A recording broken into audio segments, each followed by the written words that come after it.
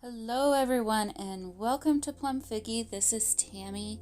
Alrighty, so I needed to make a new journal for the 2022 cwplanner challenge, or Margarete Miller Collage challenge, however you want to call it. So this is what that video is going to be all about, and I'll kind of just talk you through what I'm doing here. So I really have enjoyed using the last journal that I made with these pages that were all done with packing paper. I just love the background color for all the collages. So I went ahead and decided to continue that for this first journal for the next year. And so that's what I'm doing now. So as you can see, this is truly packing paper. It's reusing what was packed up for me for packages that I've ordered, mostly probably from Amazon. I tend to prefer theirs. It seems to be pretty good. It's the right kind of thickness. It's not too thin, but it's not too thick. I love the wrinkliness of it, and yeah, it's not precious at all. So I'm just kind of ripping on, it has a perforated edge, and so I'm just ripping on that edge for all of these pages, and then now I'm going to size it to the pages that I had pulled out, the extra pages that I pulled out from my last planner, and so that way they'll all be the same size. So now at this point I'm just you gotta fold them all in half, so I'm doing that. And you might notice there's a few pages that, like this one, has a hole right in the smack dab in the middle of the page. I'm not worrying about that because I'm going to be collaging right over that, so doesn't really make much of a difference. And then there were a few pages that I had used as jelly plate printing and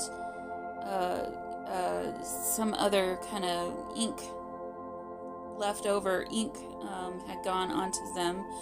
So I'm including those too. I thought, well, it might make my collage kind of extra interesting that day or that week. So nothing special here, just kind of going through and cleaning, ripping off the edges. I like to have the edges kind of rough and ready anyway, so I'm just taking, I think, bundles of 3 pages or so, and just using one of my pages as a template and then ripping off the excess, and I'm saving all those extra pieces. Those will be used for sure. So let me go ahead and skip through this a little bit faster here. Okay, so that's all done now, and now I just need to create my signatures. I ended up with 22 pages, or pieces of paper, so I decided to do 3 signatures, 2 with 7 pages and 1 with 8 pages. So that's what I'll use for this first journal. I honestly didn't pay attention to how many weeks that would be. I guess I could do that, but that's more work than I'm really interested in doing right now. But doesn't that block just look so awesome? I'm just so excited. So for the cover for this one, I thought I wanted to do not a hard cover this time. I wanted to do a soft cover, and I really loved those. Oh, this is just water. I'm just trying to get rid of some of the wrinkles from the fabric. I'm not a fan of ironing. It's not my favorite thing. Honestly, I don't mind the ironing part. It's the pulling out the ironing board and all the other extra stuff that is all packed away, and that hassle that I don't enjoy. So if I can, I'm going to just use a spray bottle with water and try and squeeze, try and iron by hand. So anyway, I wanted to do a fabric cover. I didn't even do any batting in this cover because I'm using kind of a thicker material here. I thought about using this for the inside material, but then I realized it's not. It wouldn't be oriented correctly. It would be sideways. So I decided to go ahead and just use this other piece of fabric for the inside. Just do the same fabric color for the inside and outside. And really, the actual outside of the cover is going to be some of that burlap that I had used for my Christmas journals that I made this year. I absolutely love that, and I had some more just kind of sitting there and not gotten put away yet, so I decided to go ahead and incorporate that into my journal for my CW planner journal. So yep, just measuring everything. Again, not working too hard on that. I'm just literally laying it on top of the material and cutting as close to the edge as I can, so hopefully it'll match up. And the most important part of that is just making sure it's going to cover your pages.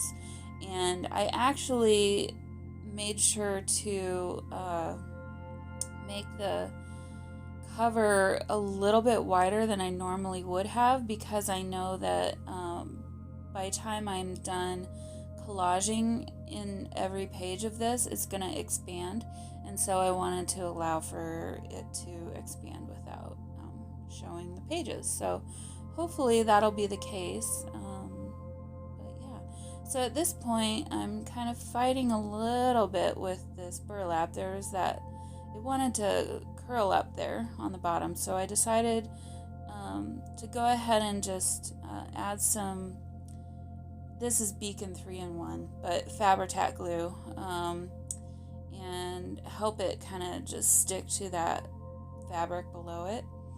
And so I just went ahead and did that to the whole thing, and I will pin it after a while, but decided to go ahead and just continue with the gluing, and hopefully it would sit a little bit, hopefully it wouldn't be so curved and bend up, and actually at the end of the day you wouldn't even know it was doing that now after sewing everything and doing all that stuff to it. So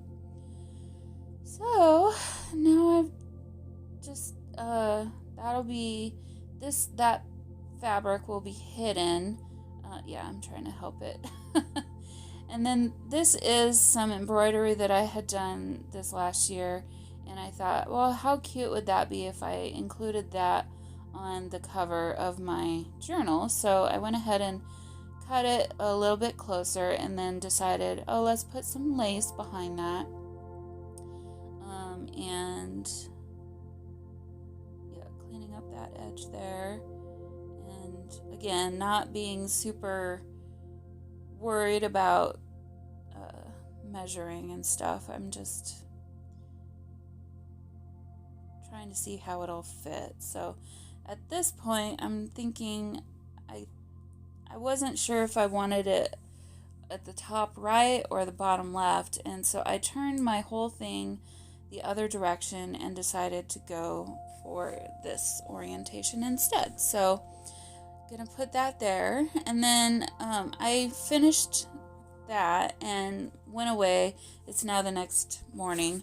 I had decided I wanted to add another piece of fabric in between the lace and the embroidery, so added another bit of the fabric that I used for the inside cover and pinned that down.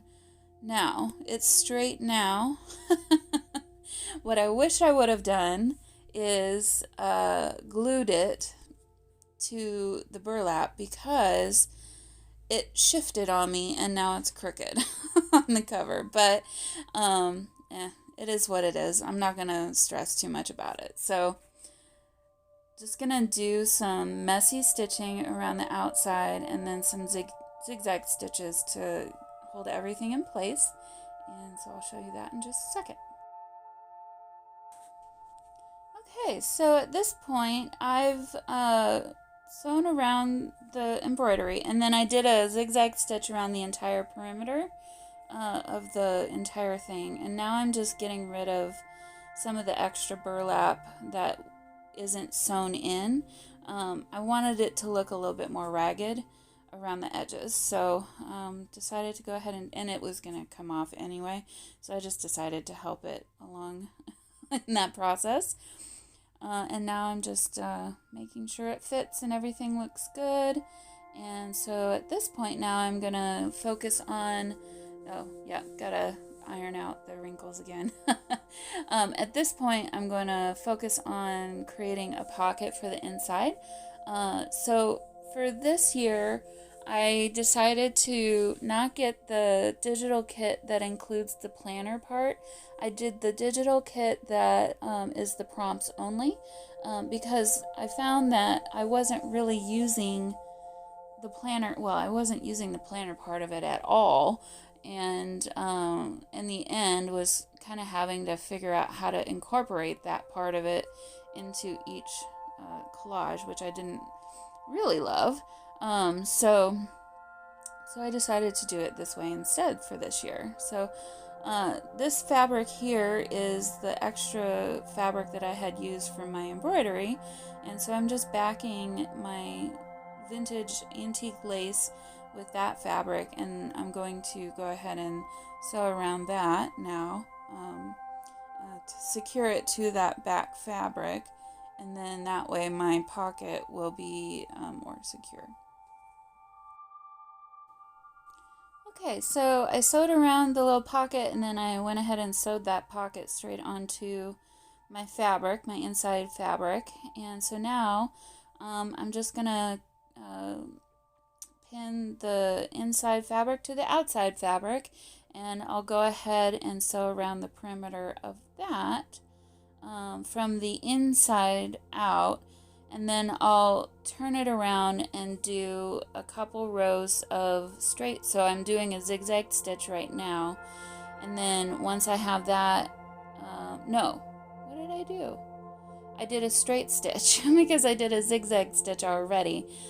So I'm doing a single straight stitch from the inside, making sure I hit and capture the entire inside fabric to the outside. And then once I finish that, I'm going to turn it over and do another straight stitch from the outside fabric and make that one a little bit more messy. And so that way we'll have a zigzag stitch. So now you can see that. We'll have one zigzag stitch and then two straight stitches all the way around the perimeter of the journal. Okay, so the actual cover is done now, basically at this point. So now I'm just getting some threads out so that I can sew my signatures in. But before I do that, I remembered, oh, I might need to have a closure. So I'm going to pull out, I had that scrap of black sari silk. So I'm going to, oh, and we have a visitor now.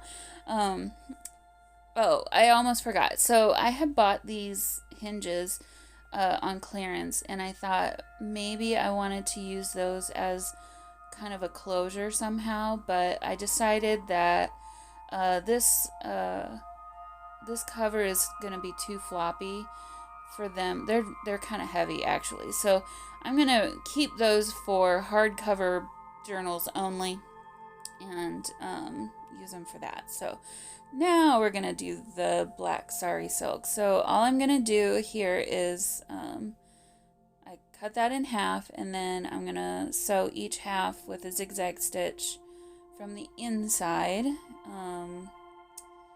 to the cover.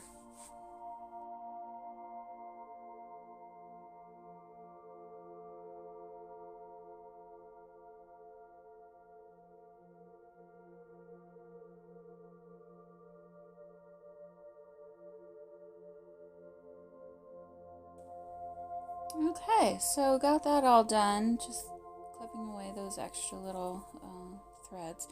Now I folded this in half, and I'm very lightly marking the middle with my pencil. And I don't know about you guys, but I tend to keep my templates for sewing and signatures. And so I already had one that had 3 signatures. And so now I'm just lining up my middle line with the 2 lines that I drew onto, sorry about the cat. And I didn't realize this until the very end, he moved my camera, so now everything from here on out is going to be crooked, so I apologize. But here I'm just taking a pencil and marking each of the holes, and now I'm just gonna go ahead and take that entire template and fold it in half, and I'll then use this to do my holes in each signature. So taking my awl and poking the holes through each mark that I made. Those, I guess, could be seen, but again, I'm not overly worried about that. Honestly, I don't notice them, and I think I even looked for them. So if that makes it easy for you to do it that way, do it that way, because whatever's making this easier for you, do that. And that still looks nice, definitely do that, because if you're learning this, it can be very frustrating, especially this type of a cover that's kind of floppy, and the burlap and the fabric, it just makes it real hard to know where to poke your hole through. And you'll even see me using my awl to know where my holes should be. So yeah, and I don't do the classic stitch that you're supposed to do, or I don't do it quite correctly. I kind of do a variation of it. So I guess take that with a grain of salt too. I think it works really well for me, but I think it's actually it's tighter and more secure, to be honest. But yeah, there's Oliver trying to get into trouble, trying to get my attention. So anyway, so I'll probably skip through the others. Nothing overly interesting, but yeah, I'm just gonna do the same thing for the next 2 signatures.